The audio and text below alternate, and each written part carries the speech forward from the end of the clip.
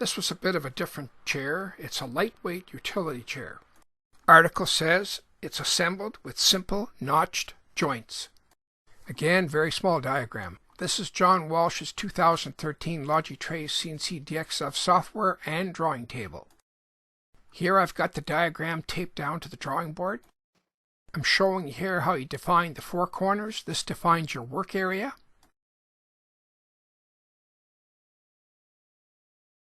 Here it shows on the software package the four corners being defined.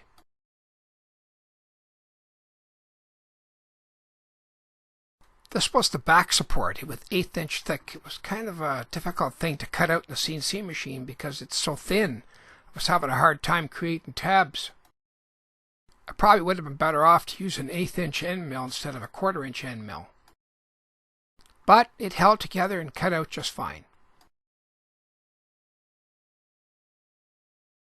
I use the combination setting here, which gives me lines, arcs, and tracing. I find that suited this project quite well. Didn't take very long to trace this out.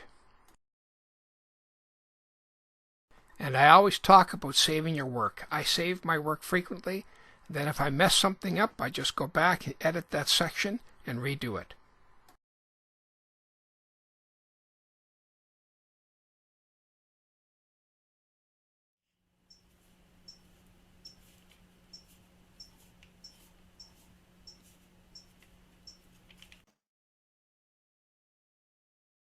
The plan talks about and shows the simple notch joints. These are joints that the 2 3/4 inch sheets fit together. I verified those fittings in the edit program. I wanted a nice tight fit.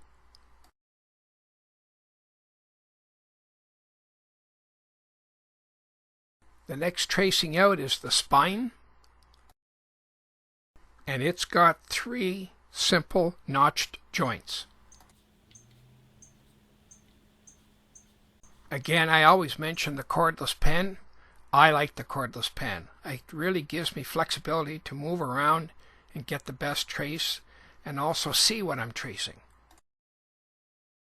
Also forgot to mention that I always mark with a red pencil on the diagram where I start, so when I come close to that, I don't have an overlapping vector. I stop about a 1/2 inch before my red mark. John's software package fills that 1/2 inch gap in automatically when you say you're done. Here on these back supports, not only did I mark the red where I started, but I also marked those notch joints just to remind me to check them.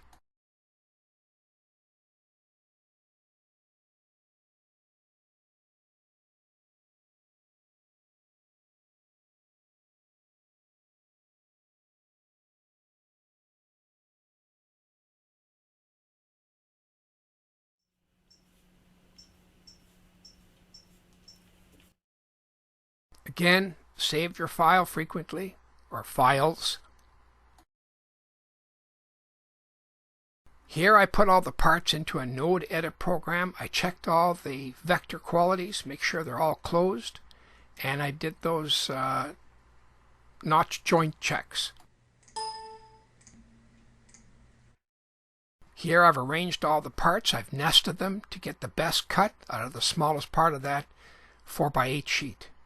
I also run the program simulator. It shows me how the parts are all cut out, make sure that there's nothing overlapping. Now we're ready for the CNC cut. As I've shown here, I'm cutting about 70 inches per minute, which isn't really fast.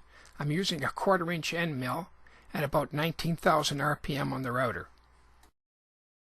I've got an 1/8 inch skin board underneath that 3/4 inch plywood, so my cuts are 0.79 deep. The plywood's 0.75. So it cuts right through, but doesn't damage my slave board. Also, I have the 1/4x1/4 tabs to keep the parts in place. I don't want any parts flying out and causing any damage. And it can cause damage. It can get caught up in the cutter and ruin your cut.